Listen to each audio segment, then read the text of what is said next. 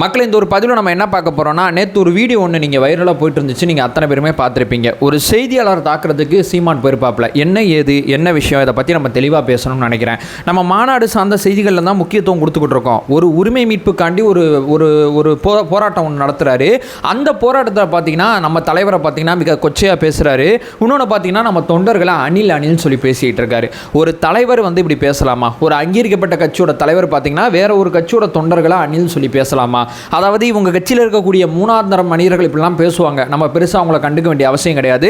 ஆனால் ஒரு தலைவரே இப்படி பேசலாமா அப்படின்னு சொல்லி நம்ம மனசில் ஒரு கேள்வி எழும்போது பார்த்தீங்கன்னா நம்ம மாநாடுலாம் கவனம் செலுத்துகிறோம். ஆனாலும் அறம் சார்ந்த செய்தி, அரசியல் மாண்புக்கு தவறான செய்தி வரும்போது அதையும் நம்ம கண்டிக்க வேண்டியது நம்மளுடைய தார்மீகமான கடமை அப்படிங்கிற ஒரு விஷயத்தை சொல்லிட்டு, உண்மைக்குமே சீமானனே எதுக்கு மேடையிலேருந்து இறங்கி போய் ஒருத்தர் அடிக்க பாஞ்சாரு, அங்கே நடந்தது என்ன, இதை பற்றி முழு தகவல்களை இந்த ஒரு பதிவில் பார்த்தலாம். கொள்கையற்ற கூட்டம் சொல்லி தாவேக்காவை சொல்கிறீங்க. தாவேக்கா எப்படிப்பட்ட கொள்கை கொண்டிருக்கு அப்படிங்கிறத இந்த வீடியோவில் நான் தெளிவுபடுத்தணும் அப்படிங்கிறது என்னுடைய பெரிய விஷயமா இருக்கு. ஒன்பே ஒன்றா தெளிவாளமாக பார்க்கலாம். உற்சாக வணக்கங்கள். வாங்க பதிவுக்குள்ளே போகலாம். இப்போ முதல் விஷயம் மக்களே, செஞ்சியில் பார்த்தீங்கன்னா ஒரு போராட்டம் ஒன்று சீமான் அண்ணன் முன்னெடுக்கிறார். ஒரு கோட்டையை மீட்கிறதுக்காண்டி ஒரு போராட்டம் ஒன்று முன்னெடுக்கிறாரு. ஏன்னா அவர் என்ன போராட்டம் என்ன இதெல்லாம் பெருசாக டீகோட் பண்ண வேண்டிய அவசியம் கிடையாது. ஏன்னா அவர் எதோ தான் போராட்டம் பண்ணுவார். மாடுக்கு போராட்டம் பண்ணுவார், ஆடுக்கு போராட்டம் பண்ணுவார். நம்ம அவரோட போராட்டத்தெல்லாம் டீகோட் பண்ண வேண்டிய அவசியம் கிடையாது. சரி, ஒரு போராட்டம் நடத்துகிறார் மட்டும் நம்ம புரிஞ்சுக்கலாம். அந்த போராட்டத்தில் பார்த்தீங்கன்னா எல்லாருமே பேசுகிறாங்க. அந்த கட்சியில் இருக்கக்கூடிய அத்தனை பேருமே பேசுகிறாங்க. அதுக்கடுத்து அண்ணன் சீமான் அவர்கள் மேடைக்கு வந்து பேச போகிறார். மேடையில் சீமான் அண்ணன் பேச ஆரம்பிக்கும் போது பார்த்தீங்கன்னா அந்த இடத்துல ஒரு சலசலப்பு உண்டாகுது. அந்த சலசலப்பை பார்த்தோன்னா சீமானனை பார்த்தீங்கன்னா இறங்கி போய் பார்த்தீங்கன்னா அந்த சலசலப்பு பண்ணவரை போய் அடிக்க போகிறேன் அப்படிங்கிற பாணியில் போகும்போது போகிற அந்த ட்ராவல்லே பார்த்தீங்கன்னா சொந்த கட்சிக்காரனுக்கு பொலார்னு ஒரு அறை விட்டு போகிறார். சொந்த கட்சிக்காரனை அடித்து விட்டு அதுக்கப்புறம் செய்தியாளரை அடிக்கிறதுக்கு பாயிறார் அப்படிங்கிறதான் இங்கே நான் சொல்ல வர்ற முதல் தகவலாக இருக்குது. ஏன்பா என்னாச்சு? எடுத்தோன்னே ஏதோ ஒருத்தனை போய் அடிச்சிட்டாவே ஒரு கட்சியோட தலைவர் தப்பாக நீங்கள் வந்து சொல்லுவீங்களா?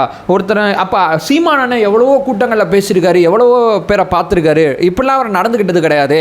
அப்போ அவர் இப்படி நடந்துக்கிட்டாருன்னா ஏதோ ஒரு காரணம் இருக்குல்ல அப்படின்னு சொல்லி அந்த காரணத்தை தேடி போகணுங்கிறதுக்காண்டி தான் நான் நேத்திலேருந்து அமைதியாக இருந்தேன். இன்னைக்கு எனக்கு அந்த காரணம் கிடைச்சதுனால தான் இந்த வீடியோவில் நான் பேசுகிறேன் அப்படிங்கிறது என்னுடைய ரெண்டாவது பாயிண்டாக இருக்குது. அப்படி என்னப்பா காரணத்தை கண்டுபிடிச்சு அப்படின்னு சொல்லி கேட்டிங்கன்னா, முதல்ல அங்கே என்ன நடந்திருக்குன்னா, ஒரு செய்தியாளர் பார்த்தீங்கன்னா முன்னாடி, அதாவது இது வந்து நான் சொல்லலை, தென்னகம் விஷ்ணுன்னு சொல்லி நாம் தமிழர் கட்சிக்காண்டி ஆதரவு ஊடகமாக நடத்திட்டு இருக்கக்கூடிய நபர்கள் சொல்கிறாங்க.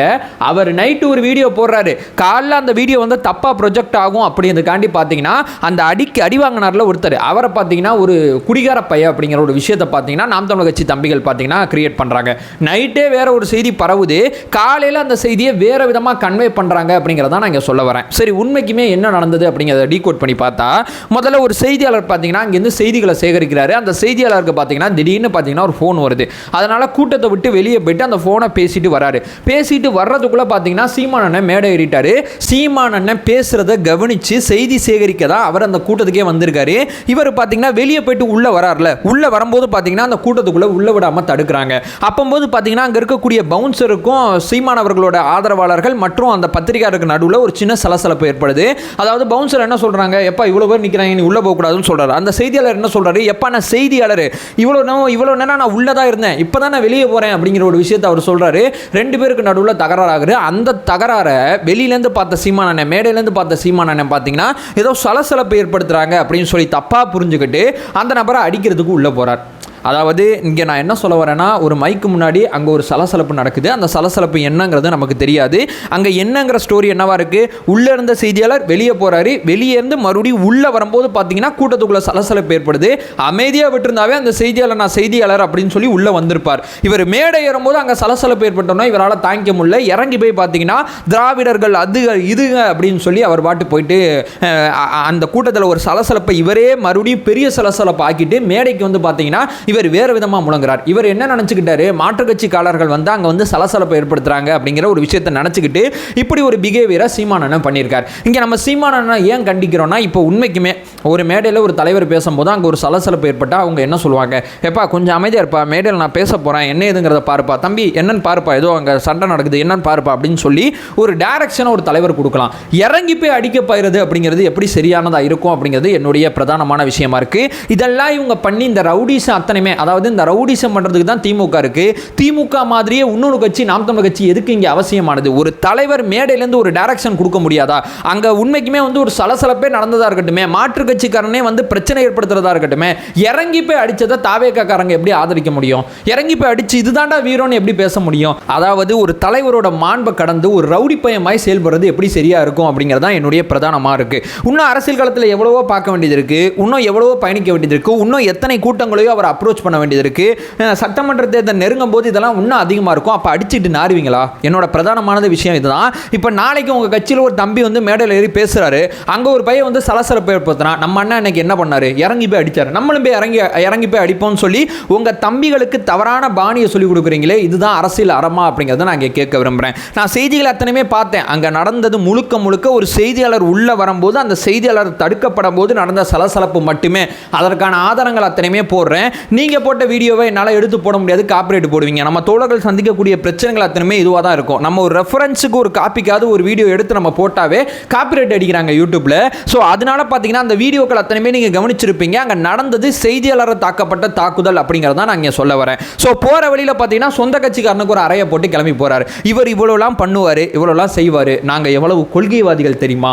எங்களுக்கு இருக்கக்கூடிய அந்த கட்டுப்பாடு எப்படிப்பட்டது தெரியுமா? ராணுவ கட்டுப்பாடுனா எப்படி இருக்கணும் தெரியுமா அப்படின்னு சொல்லி இவங்க நமக்கு பாடம் நடத்துவாங்க.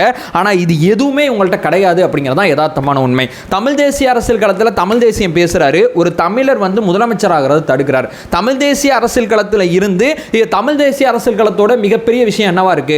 ஒரு தமிழர் தமிழ்நாட்டை ஆளணும் அப்படிங்கிறது தான் பிரதானமான விஷயமா இருக்கு. இப்போ விஜய் அண்ணா பார்த்தீங்கன்னா தமிழர் தான். இந்த தமிழர் தமிழ்நாட்டை ஆள்றது இவருக்கு எந்த விதத்தில் பிரச்சனை இருக்குங்கிறது தெரியல. அதாவது எந்த துறையில் இருக்கிறவங்க வேணா அரசியலுக்கு வரலாம். அரசியலில் மக்கள் ஏற்றுக்கிட்டு ஓட்டு போட்டாங்கன்னா அவங்க அதிகாரத்துக்கு வரப்போறாங்க, மக்கள் ஏற்றுக்கலனா அவங்க அதிகாரத்துக்கு வரப்போறது இல்லை. இவர் பார்த்தீங்கன்னா முடிவு பண்றார். விஜயகாந்த் அவர்கள் அரசியலுக்கு வரும்போது இவர் ஒரு ஸ்டாண்ட் எடுக்கிறாரு, ரஜினிகாந்த் அவர்கள் அரசியலுக்கு வரும்போது இவர் ஒரு ஸ்டாண்ட் எடுக்கிறாரு, இன்னைக்கு விஜய் அவர்கள் அரசியலுக்கு வரும்போது இவர் ஒரு ஸ்டாண்ட் எடுக்கிறாரு. ரஜினிகாந்த் அவர்களுக்கு என்ன சொன்னாரு? ரஜினிகாந்த் அவர்கள் தமிழர் கிடையாது, அவர் பார்த்தீங்கன்னா வேற ஒரு மொழிக்காரர், அவர் எப்படி ஒரு சினிமாங்கிற பாணியை வச்சு தமிழ்நாட்டை ஆளலாம், இது ரொம்ப தப்புங்க அப்படிங்கிற ஒரு விஷயத்தை சொல்றாரு. ரஜினிகாந்த் அவர்கள் எவ்வளவு நாட்களா தமிழ்நாட்டில் இருக்காரு, தமிழக அரசியல் களத்தில் கவனிக்கிறாருங்கிறது ஊருக்கே தெரியும். அவர் முதலமைச்சர் ஆகிற அந்த ரேஸ்ல இருந்து வெளியே போயிட்டார், அவரை தள்ளி வச்சலாம். இன்னைக்கு விஜய் அண்ணா முதலமைச்சர் ரேஸ்ல வரும்போது இவர் எப்படி உருட்டுறாருன்னா, சினிமால இருந்து ஒருத்தர் வந்து எப்படி முதலமைச்சர் ஆக முடியும்னு உருட்டுறாரு. அதாவது இங்க எந்த தொழில் சேர்ந்தவங்களும் அரசியல் களத்துக்கு வரலாம். அரசியல் களத்துக்கு வந்து மக்கள் மத்தியில் ஒரு கருத்தை முன்வைக்கும் போது அந்த கருத்தோட தான் சண்டை போடணுமே தவிர அவங்க தொழில் சார்ந்து சண்டை போடக்கூடாது. சினிமா பின்னணியிலேருந்து அரசியல் களத்துக்கு வரக்கூடாதுன்னா அண்ணன் சீமான் அவர்களும் சினிமா பின்னணியிலேருந்து தான் அரசியல் களத்துக்கு வந்தாங்க.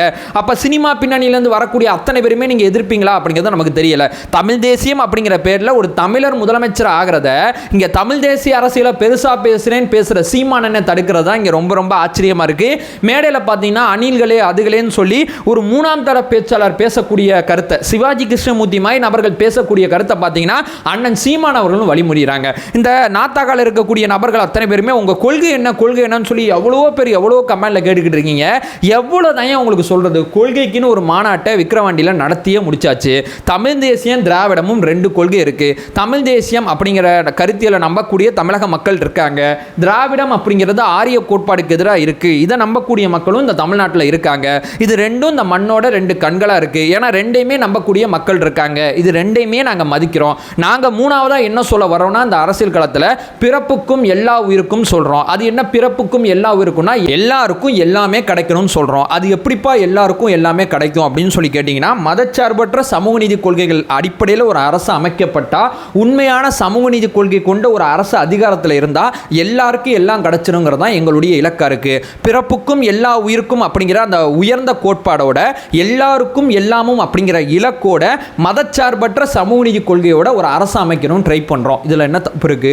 இந்த கொள்கையில என்ன குறைய கண்டுபிடிச்சிங்க? கொள்கை என்ன 100 தடவை கேட்குறீங்களே. நான் முன்னாடி சொன்னபடி கொள்கைக்கே ஒரு மாநாடு போட்டாச்சு, 5 கொள்கை தலைவர்களை நாங்கள் வந்து அறிமுகப்படுத்தியாச்சு.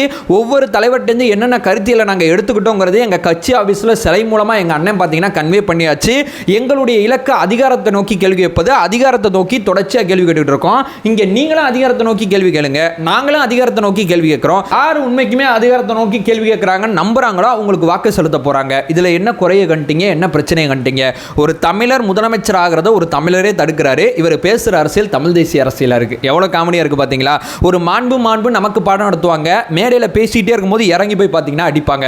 போகிற வழியில் கட்சிக்காரன் தடுத்தா அவனுக்கும் பொலின்னு ஒரு அடையை போட்டு போவார். இவர் வந்து நமக்கு பாடம் பாடம் நடத்துறாரு. ஒரு அரசியல் களத்தில் நீங்களாம் ரசிகர் கூட்டம், உங்களுக்கு கட்டுப்பாடு இருக்கா, அது இருக்கா, இன்னத்துக்கு இருக்கா, அன்னத்துக்கு இருக்கான்னு சொல்லி என் வயசுக்கு எனக்கு இருக்கக்கூடிய பக்குவம் கூட அண்ணன் சீமான் அவர்களுக்கு இல்லைங்கிறத நான் இங்கே சொல்ல வரேன். இந்த அரசியல் களத்தில் பார்த்தீங்கன்னா நாங்கள் மாநாடு சார்ந்த விஷயத்தில் கவனம் செலுத்திக்கிட்டு இருக்கோம், அதிகாரத்தை நோக்கி தொடர்ச்சியாக கேள்வி கேட்டுட்டு இருக்கோம். அந்த சமயத்தில் இந்த செய்தியை எடுத்து ஏன் பேச வேண்டிய அவசியம் இருக்குன்னா, இது அரசியல்லேருந்து அப்புறப்படுத்த வேண்டிய ஒரு பண்ணையாத்தன அரசியல். அதனால தான் இதை பற்றி நான் பேச வேண்டிய அவசியம் இருக்கு. அங்கீகரிக்கப்பட்ட கட்சியாக இருக்கும்போதே சீமான் அவர்கள் இப்படி செயல்பட்டார்னா, நாளைக்கு ஒருவேளை முதலமைச்சரானா அவருடைய எண்ண ஓட்டம் எப்படி இருக்கும், அவரோட ஆட்டிடியூட் எப்படி இருக்கும்ங்கிறத நினைச்சு பார்த்தாவே பயமா இருக்கு அப்படிங்கிற விஷயத்தை சொல்லிட்டு இந்த ஒரு பதிவை நான் என் பண்ணிக்கிறேன். எங்களுக்கு பாடம் நடத்துறதுக்கு முன்னாடி நீங்க பாடம் படிச்சுட்டு வாங்க அப்படிங்கிறதா என்னுடைய அன்பு வேண்டுகோள். நம்ம சேனலை ஃபுல்லா ஃபாலோ பண்ணீங்கன்னா தாவேகா சார்ந்த மிக முக்கியமான பல்வேறு விதமான விஷயத்தை பேசிட்டு இருக்கோம். நம்மளோட ஒரே நோக்கம் அறியாமை அகற்ற வேண்டும், அறியாமை அகற்றப்பட வேண்டும். Thank you so much.